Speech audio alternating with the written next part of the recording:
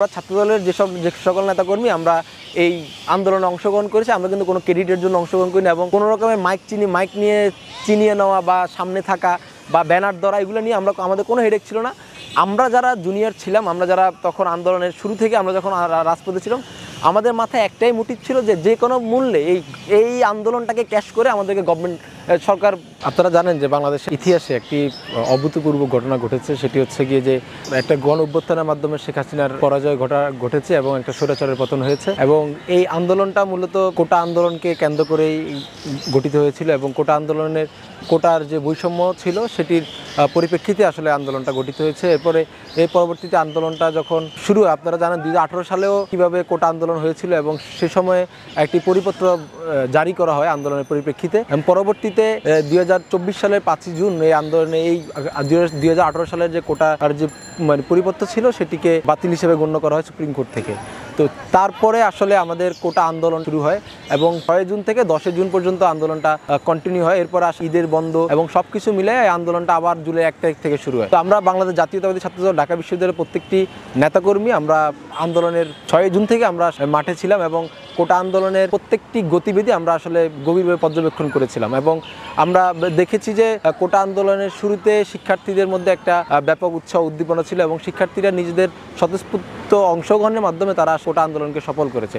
এই আন্দোলনটা সেই জুনের 6 তারিখ থেকে শুরু করে জুলাইয়ের 1 তারিখ থেকে আবার 5ই আগস্ট পর্যন্ত আন্দোলন অনেকগুলো মাত্রা ছিল, অনেকগুলো ধরন। প্রথমে যে আন্দোলনটা শুরু হয়েছিল এটা হলো কোটা পরিপত্র বাতিলের প্রতিবাদে এবং তারপরে আন্দোলনটা আস্তে আস্তে ডে বাই ডে বাংলা ব্লকের অনেকগুলো কর্মসূচির মাধ্যমে আন্দোলনটা শিক্ষার্থীদের সাথে নিয়ে এবং অপরাপর সকল সংগঠন এটিকে কন্টিনিউ রেখেছিল। পরবর্তীতে আমরা দেখেছি যে কোটা আন্দোলন চলাকালীন সময় আমরা এই আন্দোলনের মধ্যে অনেকগুলো উত্তেজনাকর পরিস্থিতি আমরা দেখেছিলাম। যে তো আন্দোলনটা মূলত একটা ভিন্ন মাত্রা যুক্ত হয়, সেটা হচ্ছে 15 জুলাই। 14 জুলাই হাসিনা যখন গণভবনে সাংবাদিকদের সাথে একটা ব্রিফিং চলাকালে তিনি যখন শিক্ষার্থীদেরকে যখন রাজাকার বলে যখন তুচ্ছ তাচ্ছিল্য করছিল, তখনই আসলে তার পরিপ্রেক্ষিতেই শিক্ষার্থীরা সেদিন রাতে নিজেদেরকে তুমি কে আমি কে রাজাকার কে বলেছে স্বৈরাচার এই কথাটাই বলে শিক্ষার্থীরা সেদিন প্রত্যেকটি হল থেকে তারা রাজুবাস করে জড়ো হয়। আমি সেদিন খুব সম্ভবত 10টার দিকে বাসায় চলে গেছিলাম। যাওয়ার পরবর্তীতে আমি হঠাৎ করে মেসেজ আসে যে ক্যাম্পাসে শিক্ষার্থীরা জড়ো হচ্ছে এবং তারা শেখ হাসিনার যে শিক্ষার্থীদের বিদ্রুপপূর্ণ যে মন্তব্য করেছে তার প্রতি শিক্ষার্থীরা মিছিল বের করেছে। তখন আমি ট্রাউজার পরেছিলাম, আমি বাসায় না বলে আমি সেই অবস্থাতে আমি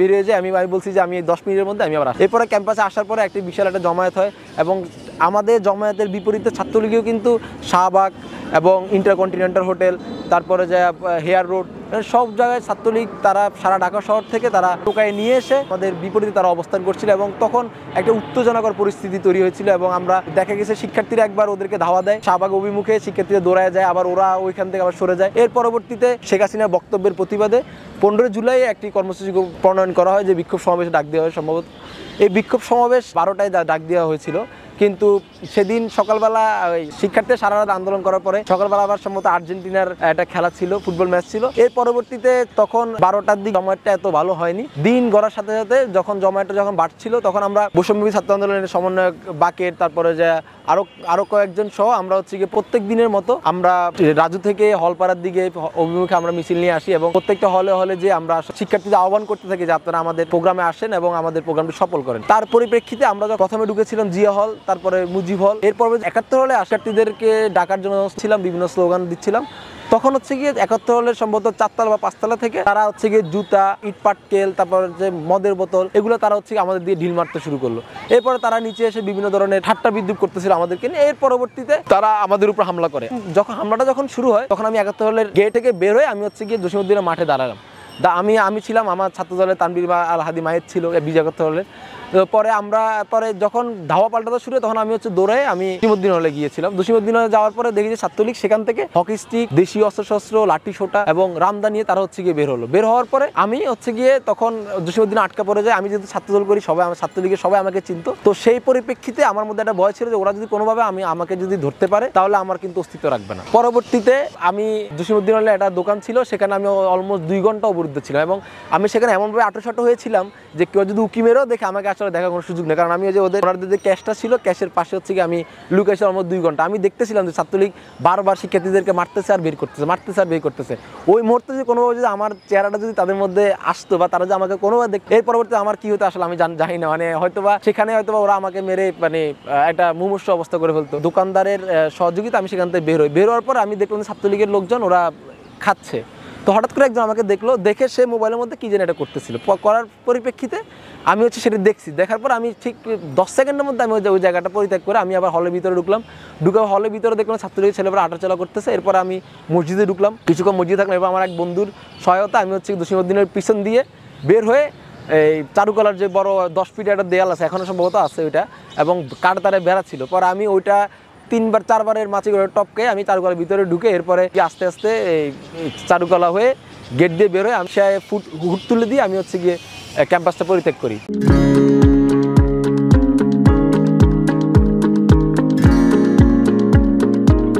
একটা কথা বলে রাখা ভালো যে আমরা ছাত্রদলের যে সকল নেতাকর্মী আমরা এই আন্দোলনে অংশগ্রহণ করেছি, আমরা কিন্তু কোনো ক্রেডিটের জন্য অংশগ্রহণ করি না, এবং কোনো রকমের মাইক নিয়ে চিনিয়ে নেওয়া বা সামনে থাকা বা ব্যানার ধরা এগুলো নিয়ে আমাদের কোনো হেডেক ছিল না।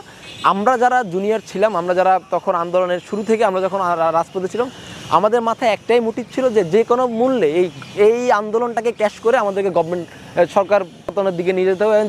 যে মাফিয়াতন্ত্র তৈরি হয়েছিল, যে মাফিয়াতন্ত্রের কারণে বাংলাদেশের মানুষ আসলে অবরুদ্ধ হয়ে গেছিল, আমরা সেখান থেকে সেই শৃঙ্খল থেকে মানুষকে বের করতে চেয়েছিলাম। পরবর্তীতে আমাদের একটা কথা বলে রাখা ভালো, আমাদের কেন্দ্রীয় সংসদে কিন্তু আমাদের সাথে সার্বক্ষণিক যোগাযোগ রাখছিল। আমরা 5ই জুলাই আমাদের একটা কেন্দ্রীয় সংসদের সাথে বিশ্ববিদ্যালয় সংসদের একটা মিটিং হয়, সেখানে আমারও থাকার সুযোগ হয়েছিল। তখন আমরা আমরা কীভাবে আন্দোলনে যাব, কীভাবে আন্দোলনে আমরা অংশগ্রহণ করব, আমাদের ভূমিকা কী থাকবে, আমরা কোন ভূমিকা কী করব, এই নিয়ে আমাদের ছাত্রদলের কেন্দ্রীয় সংসদের সভাপতি রাকিব ভাই, সাধারণ সম্পাদক নাসিরউদ্দিন নাসির ভাই আমাদেরকে দিক নির্দেশনা প্রদান করে। এবং সেখানে তখন রাকিব ভাই আমাদেরকে একটা কথা বলছিল যে আমরা যে ভাত খাই, এই বাদটাও আমরা হাসিনা পতনের জন্য খাই, যে আমাদের লক্ষ্যই একটা, আমরা হাসিনা পতন করতে হবে। এর পরবর্তীতে আমরা আসলে সেদিন আমাদের ওই মিটিংটা শেষ হয় এবং আমাদের উদ্দেশ্য ছিল যে আমরা আন্দোলনের কোনো জায়গায় আমরা থাকবো না, কিন্তু আমাদের আন্দোলনের যেই কর্মসূচিগুলো এগুলো আমাদেরকে সফল করতে হবে। কারণ আমাদের কোনো ফুটেজের দরকার নেই, কোনো কিছুর দরকার নেই। আমাদের একটা ভয় ছিল যে আমরা যদি ফুটেজ নেই বা আমাদের যদি ফুটেজ আসে বা আমরা যদি সামনের সারিতে থাকি, তাহলে হয়তো বা এই আন্দোলনকে গভর্নমেন্ট 2018 সালে আন্দোলন যেভাবে বন্ধ করে দিয়েছিল, যে একটা ব্লেম গেম করে যে এটা জামাত শিবির আন্দোলন বা বিএনপির আন্দোলন, এটা ছাত্রদল করতেছে, এই বিষয়গুলোতে আমরা এড়িয়ে চলার জন্য আমরা আমাদের সর্বোচ্চ আমরা সতর্ক ছিলাম যাতে আন্দোলনটা কোনোভাবেই ভেস্তে না যায়। আমরা খুবই যত্ন সহকারে আমরা এই আন্দোলনটাকে সামনের দিকে এগিয়ে নিয়ে যাওয়ার কাজ করছিলাম। এর পরবর্তীতে আমরা আরেকটা কথা বলে রাখি যে আমরা যাতে মাইক না ধরি এবং আমরা যাতে সামনের দিকে না আসি। আসিফ আমার একবার বলছিল যে তোরা সামনে আসিস না, তোরা সামনে আসছে আন্দোলনটা, আমাকে বলছিল যে শাহবাগে দাঁড়ায়, যে তোর আন্দোলনটা নষ্ট হয়ে যেতে পারে। আমরা বলছি না, আমরা তো সামনে আসার কোনো প্রয়োজন নেই। এরপরে আমরা যখন আমাদের জুনিয়র যাদের কোনো পোস্ট নেই, ছাত্র যাদের কোনো পোস্ট ছিল, আমরা তাদেরকে সামনে নিয়ে আসার জন্য যখন তাদেরকে বারবার বলছিলাম যে তাদেরকে একটা মাইক দেন, তারা একটু স্লোগান দেখ, হ্যাঁ স্লোগান দিয়ে তারা একটু তাদের মতো করে স্লোগান দিয়ে তারা একটু আন্দোলনটা জমায় রাখো, তখন আমাদের সাথে খুব বার্গেন করছিল। এবং একটা পর্যায়ে দেখা গেছে যে ক্যাম্পাসের একজন প্রথম সারির সাংবাদিক, সে আমাদের কেন্দ্রীয় সংসদের সভাপতি সেক্রেটারিকে ফোন দিয়ে সে বললো যে আপনারা আন্দোলনের ক্রেডিট চান না আন্দোলনটা সফল হোক সেটা চান। পরবর্তীতে নাসির ভাই আমাদেরকে ফোন দিয়ে বলছে তোমরা আন্দোলনের কোনোভাবেই সামনে যাওয়া যাবে না, আন্দোলনের মতো ওদের মতো চলতে দাও, পরবর্তীতে আমরা সেটা দেখবো। এরপরে 15 জুলাই যখন এই ঘটনা ঘটলো এবং শিক্ষার্থীদের যখন ছাত্রলীগের দ্বারা এখন মারা হলো এবং আক্রমণ করা হলো এবং রক্তাক্ত করা হলো, তখন আসলে আন্দোলনটা একটা ভিন্ন মাত্রার রূপ দিয়েছিল। এবং আপনারা জানেন যে 15 তারিখে হামলার প্রতিবাদে 16 তারিখে শহীদ মিনারে একটা বিক্ষোভ মিছিল করার কর্মসূচি ছিল। তো সেখান থেকে আমরা এবং আরেকটা কথা, আমরা 15 জুলাই রাতের বেলা আমাদের বিশ্ববিদ্যালয়ের বডিকে কেন্দ্রীয় সংসদ থেকে বলা হয়েছে যে আপনারা যে কোনো মূল্যে শিক্ষার্থী দাঁড়াতে হবে এবং যে কোনোভাবে শিক্ষার্থীদেরকে সেভ করতে হবে। তো আমরা বিকালবেলা সবাই যখন ক্যাম্পাস থেকে বের হয়ে যায়, তো আন্দোলন কিন্তু তখনও সংঘর্ষ কিন্তু চলছিল। তো থেমে শহীদুল হলের দিকে। পরবর্তীতে আমরা সন্ধ্যার সময় আমাদের অলমোস্ট আমরা 200-300 আমাদের বিশ্ববিদ্যালয়ের নেতাকর্মীর সাথে আমরা বাইরেরও কিছু ছিল, সবাই মিলে আমরা আসলে সেখানে অবস্থান নিই এবং অবস্থান নেওয়ার পরে আমরা সেখানে ছাত্রলীগকে আমরা মোকাবেলা করি।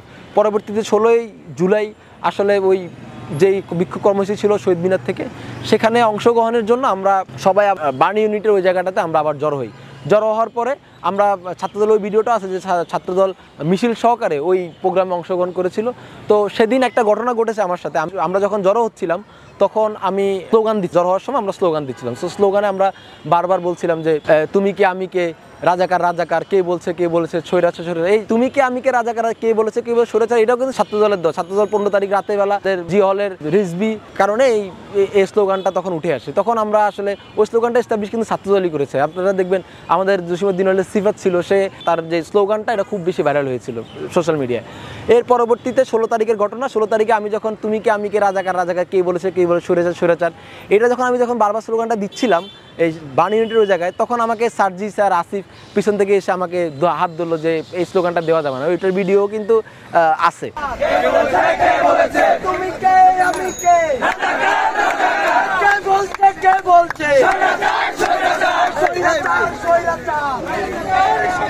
তো পরবর্তীতে আমরা ওইখান থেকে মিছিল নিয়ে আমরা যখন শহীদ মিনারে গেলাম, শহীদ মিনারে ততদিন কিন্তু হিউজ মানুষের জনসমাগম হয়েছে, এবং সারা ঢাকা শহর থেকে শিক্ষার্থীরা এসে শহীদ মিনারে জড়ো হয়েছে। শুধুমাত্র সমন্বয়কদের সমন্বয়হীনতার কারণে এবং অদূরদর্শিতার কারণে সেদিনের মিছিলটা হয়নি।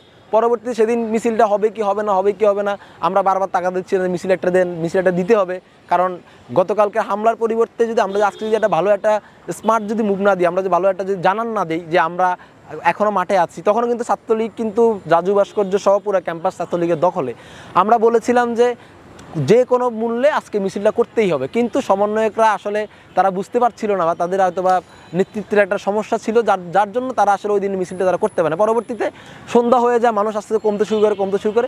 এর পরবর্তী শিক্ষার্থী নিজেদের মতো করে নিজেরা সন্ধ্যার পর একটা মিছিল বের করে, যে দোল চত্বর হয়ে প্রদক্ষিণ করে, এটা পরবর্তীতে সেই ওই দিনের কর্মসূচি আসলে সফল হয়নি, কিন্তু মানুষ আসছে, শিক্ষার্থীরা আসে, তারা জড়ো হয়েছে। এই পরবর্তীতে 17 জুলাই একটা কফিন মিছিল দেওয়া হয়। 16 জুলাই যখন আবু সাইদকে যখন মারা হয়, এবং একই দিনে চট্টগ্রাম মহানগর ছাত্রদলের নেতা ওয়াসিমকেও কিন্তু শহীদ করা হয় হত্যার প্রতিবাদে। এবং ওয়াসিম হত্যার প্রতিবাদে যখন কফিন মিছিলটা দেওয়া হয় এই যে বিসি চত্বরে, তখন আমি ক্যাম্পাসে ঢুকার আগে আমি চিন্তা করছিলাম যে ক্যাম্পাসে কোন পথ দিয়ে ঢুকা যায়। কারণ সেদিন যেহেতু বিশ্ববিদ্যালয় ব্যাকএন্ড করে দেওয়া হয়েছে, পুরো পুলিশ প্রশাসন কিন্তু ক্যাম্পাস চারদিকটা কিন্তু ঘেরাও করে রেখেছে, এবং কোনোভাবেই তারা শিক্ষার্থীদেরকে ভিতরে ঢুকতে দিবে না, এরকম একটা পরিস্থিতি তখন ছিল। সকাল থেকে আপনি ভিডিওতে দেখবেন যে বিজিবি কিন্তু ক্যাম্পাসে কফিনটা নিয়ে আসবে, বিজিবি র্যাব পুলিশ সবাই নিয়ে যাই।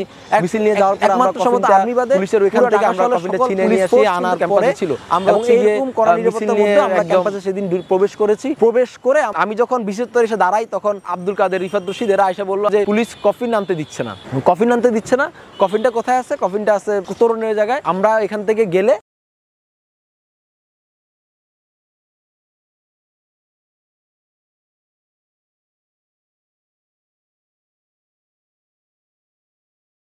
আসি, আসার পর হচ্ছে গাইবানা জানাজাটা আসলে শুরু হয়। গাইবানা শুরু হওয়ার পরবর্তীতে আমরা কফিন মিছিল করব। যখন আমরা কফিন মিছিল নিয়ে যখন 20 থেকে যখন টিএসসি অভিমুখে যখন যাচ্ছিলাম, তখনও কিন্তু ছাত্রলীগ ক্যাম্পাসে টিএসসিতে এবং শাহবাগে তাদের অবস্থান কিন্তু তারা ধরে রাখত। তো আমরা যখন যাচ্ছিলাম, তখন হচ্ছে গিয়ে পুলিশ রোকেয়া হলের ঠিক সামনে থেকে আমাদের দিকে একটা নিকারজনক হামলা করে, এবং মানে আসলে বিশ্বাসই করতে পারছিলাম না যে পুলিশ সেদিন গুলি করবে। তো পুলিশ গুলি করছে, টিএসএল মেরে শিক্ষার্থীদেরকে আহত করছে। আমাদের অসংখ্য শিক্ষার্থী সেদিন পুলিশের হামলায় আহত হয়েছে এবং রক্তাক্ত হয়েছে। আন্দোলন করার সময় আমরা দেখতাম যে কোনো একটা এক্সিট পয়েন্ট থাকতোই, যে পুলিশ একদিক থেকে হামলা করছে, একদিক থেকে একটা এক্সিট পয়েন্ট ছিল, কিন্তু ওই দিনের ঘটনা পুলিশ মানে দুই দিক থেকে তারা আমাদের উপর গুলি এবং টিয়ার শেল, সাউন্ড গ্রেনেড, এই জাতীয় সরঞ্জাম, এই জাতীয় আগ্নেয়াস্ত্র তারা আমাদের উপর প্রয়োগ করার পরবর্তীতে যখন কোনো এক্সিট গেট ছিল না, তখন শিক্ষার্থীরা এই যে কলাভবনের যে বড় বড় দেওয়ালটা ছিল, গ্রিলের দেওয়াল, যেগুলো একটা সুচালু টাইপের, ওইখানে শিক্ষার্থীরা লাফায় পড়তে অনেক শিক্ষার্থী সেদিন আহত, এবং অনেকেই সেদিন রক্তাক্ত হয়েছিল পুলিশের হামলায়। তো পরবর্তীতে আমরা যখন এই যে কলাভবনের ওই গ্রিলটা যখন পার হয়ে যাওয়া মধু ক্যান্টিনে, আমরা দেখলাম মানে টিয়ার শেলের গন্ধে সারা ক্যাম্পাস সেদিন শিক্ষার্থীরা তাদের শ্বাস নিতে কষ্ট হচ্ছে। সৌভাগ্যক্রমে আমার পকেটে হচ্ছে গিয়ে একটা লাইটার ছিল, আর একটা হচ্ছে টুথপেস্ট ছিল। আমি তখন কোটা আন্দোলন যখন শুরু হয়, আমরা তো আন্দোলনের ভাবটা বুঝি যে কখন আন্দোলনটা আসলে কখন ভায়োলেন্টের দিকে যাচ্ছে। তো আমরা যখন দেখতে পারলাম যে আন্দোলন যত বাড়তেছে, পুলিশের মুভমেন্ট তত চেঞ্জ হচ্ছে, পুলিশের বডি ল্যাঙ্গুয়েজ তত চেঞ্জ হচ্ছে, তারা কেমন জানি মারমুখী আচরণ করছে। সেখান থেকে আমার একটা ধারণা ছিল যে কোনো মুহূর্তে পুলিশ আমাদের উপর হামলা করতে পারে। তো আমি এই জন্য জুলাইয়ের শুরু থেকে আমি হচ্ছে গিয়ে পকেটে একটা টুথপেস্ট রাখতাম, একটা লাইটার রাখতাম, নিজের সেফটি গার্ড পকেটে সৌভাগ্য ওই দিনও ছিল। থাকার পর আমি হচ্ছে গিয়ে অনেককে টুথপেস্ট দিছি, লাইটার দিয়ে আগুন ধরে, অনেককে টিয়ার শেলের যে ঝাঁঝালো যে ঝাঁজটা, সেখান থেকে অনেককে আমি নিবৃত করতে সক্ষম হয়েছিলাম। পরবর্তীতে হল যখন ভ্যাকেন্ট হয়ে যায়, শিক্ষার্থীরা কিন্তু বের হওয়া শুরু করে। তো পুলিশ পরবর্তীতে তারাও একটা নীরব জায়গায় চলে যায়, এবং তারা পরবর্তীতে সবাইকে সেফ এক্সিট দিয়ে দেয় আর কি, তাদেরকে বের হয়ে যাওয়ার জন্য সুযোগ করে দেয়। তো আমরা সেদিন ওখানে বলছিলাম যে হল আমার অধিকার, হল আমি ছাড়বো না, হল আমার বাড়িঘর, হল আমি ছাড়বো না, তা আমাদের ক্যাম্পাস আমরাই থাকবো, আমরা এই ধরনের স্লোগান দিচ্ছিলাম। তো তার পরবর্তীতে ছেলেপেলে হচ্ছে গিয়ে হল পাড়ার মধ্যে কিন্তু আটকা পড়েছিল। পরবর্তীতে তারা মুজিবলের দেওয়াল টপকায়, আমার সেদিনও চারুকলার দেওয়ালটা টপকাতে হলো। আমার সাথে আমাদের ছাত্রদলের এফ রহমানুলের সাংগঠনিক সম্পাদক জুলফিকার জিসান হায়াত ছিল, আমরা 2-3 জন ছিলাম। আমরা আবার ওই 10 ফিটের দেওয়ালটা আবার টপকায়ে চারুকলা হয়ে আবার ক্যাম্পাস থেকে বের হয়ে গিয়েছিলাম। তো পরবর্তীতে ওই দিনের মতো শেষ। এরপরে 17 জুলাইয়ের পরে 18 জুলাই আমাদের ছাত্রদলে একটা প্রোগ্রাম ছিল শিক্ষার্থী হামলার প্রতিবাদে এবং হচ্ছে আপনার ছাত্র হত্যার প্রতিবাদে আমাদের একটা বিক্ষোভ মিছিল ছিল, সেটি ফকিরাপুল থেকে শুরু হয়েছিল। তো ওই মিছিলটা আমি অংশগ্রহণ করি। ফকিরাপুল থেকে যখন মিছিলটা নিয়ে যখন আরামবাগে দিয়ে যাচ্ছিল, পুলিশ আরামবাগের ঠিক মোড়ের আগের মোড়টাতে পুলিশ হঠাৎ করে 5-7টা বাইক এবং একটা পুলিশের গাড়ি এসে আমাদের মিছিলে হামলা করে এবং আমাদের প্রাইভেট বিশ্ববিদ্যালয়ের ওবায়দুল্লাহ নাইমকে এবং হচ্ছে গিয়ে তেজগাঁও কলেজের মিনাসকে সহ আরও অনেককে অ্যারেস্ট করে সেদিন নিয়ে যায়। এর পরবর্তীতে আমি ওই দিন 18 জুলাই থেকে আমি বসুন্ধরা চলে আসি সিটি কমপ্লেক্সে। পরে তখন কিন্তু রামপুরে কিন্তু আন্দোলন চলছিল এবং কি যাত্রাবাড়িতেও তখন কিন্তু রণক্ষেত্র, রামপুরা যাত্রাবাড়ি এটা তখন কিন্তু পুরোপুরি রণক্ষেত্র। তো আমি চিন্তা করলাম আমার আসলে কোন জায়গায় যাওয়া উচিত। তো পরক্ষণে আমার সাথে আমার বিশ্ববিদ্যালয়ের সাংগঠনিক সম্পাদক ইমন আসছে।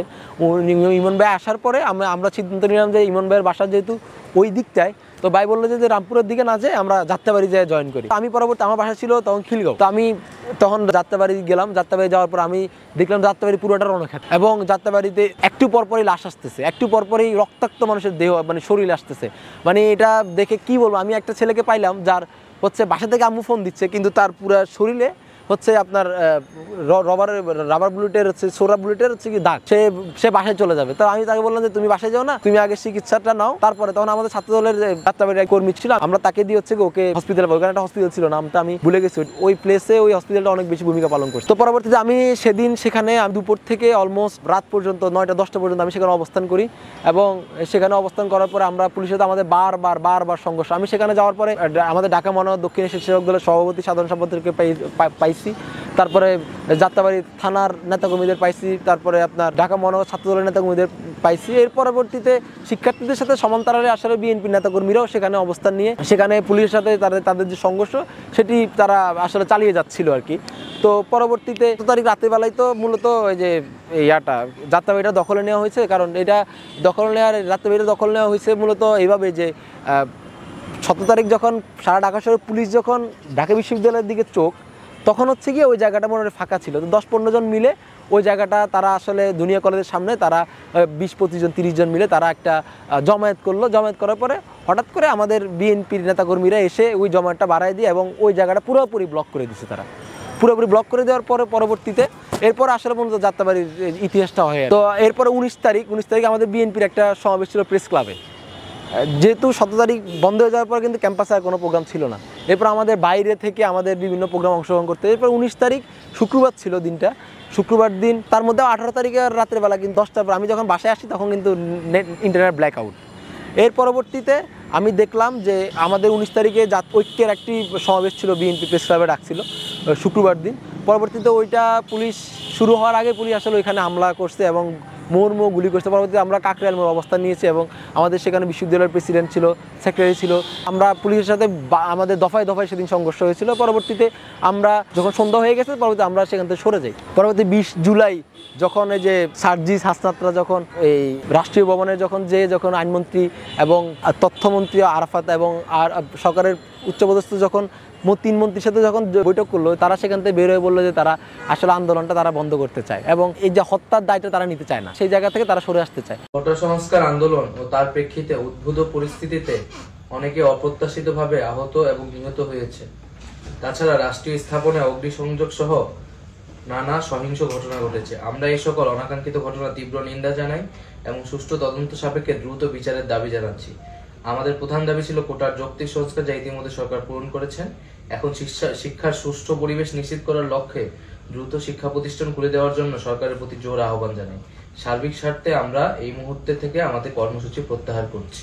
পরবর্তীতে আসলে আন্দোলনটা 17 তারিখের পরে আন্দোলনটা আর আসলে সমন্বয়কদের কাছে ছিল না, আন্দোলনটা তখন জনতার কাছে চলে গেছে এবং ছাত্র জনতা, আপনি খেয়াল করবেন এই আন্দোলনের সবচেয়ে বেশি ভূমিকা রাখছে হচ্ছে কি প্রাইভেট বিশ্ববিদ্যালয়ের শিক্ষার্থীরা।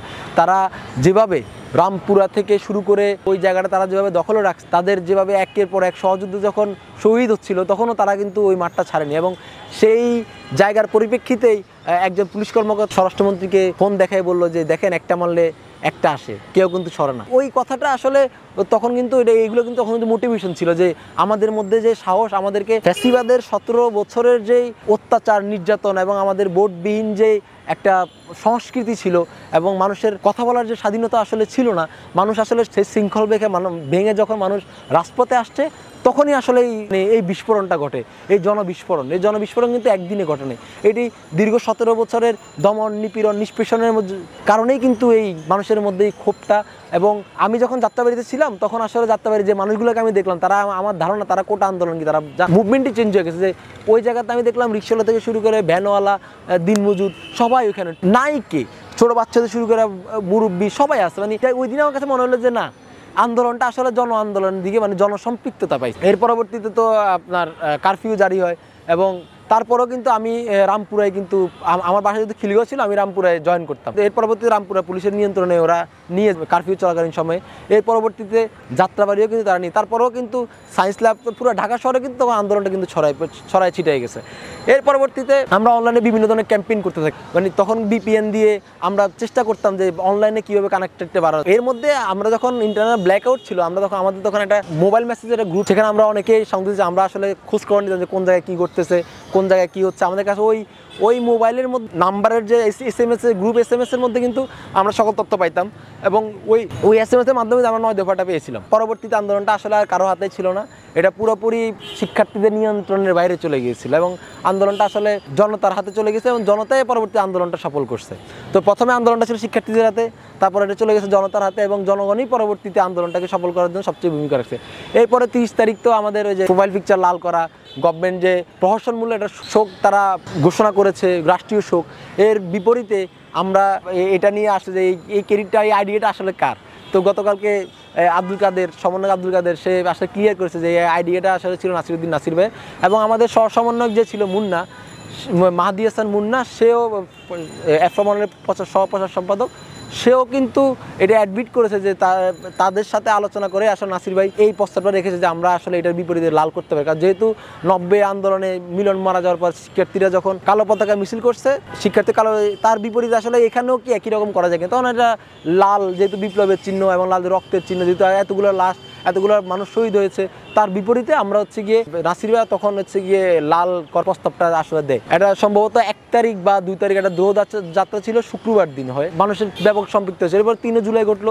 3 জুলাইতে আমি আমার এলাকা থেকে আমাদের শ্রাবণ বাস রুট ছিল, আমি শ্রাবণ বাস রুটের সভাপতি ছিলাম 22 স্টেশনে। শ্রাবণ, কিঞ্চিত এবং বসন্ত, এই 3টা বাস রুটের এক সমন্বয় করার জন্য একটা টেলিগ্রাম চ্যানেল ছিল। আমরা টেলিগ্রাম চ্যানেলের মধ্যে আমরা সবাই জড়ো হতাম এবং এর পরবর্তী আমরা কমসে অংশগ্রহণ করতাম।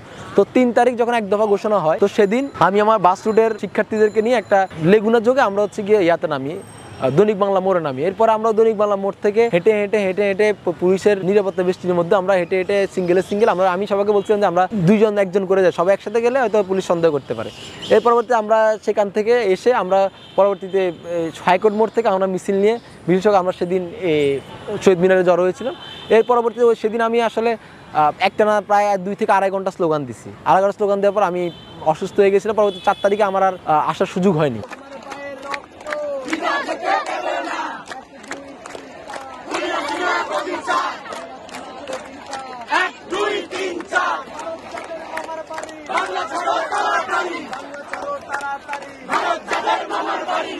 পাঁচই আগস্ট পরবর্তী সময়ের পরে বাংলাদেশের রাজনীতিতে এবং ক্যাম্পাসগুলোতে একটি দেশ সৃষ্টি হয় যে বাংলাদেশের ক্যাম্পাসের শিক্ষার্থীরা আসলে নতুন করে ভাবতে শুরু করে যে তাদের বাংলাদেশের রাজনীতির ভাবনা, এবং শিক্ষার্থীরা রাজনীতির বিষয়ে খুব বেশি আগ্রহী হয়ে তোলে এবং আগ্রহী হয়।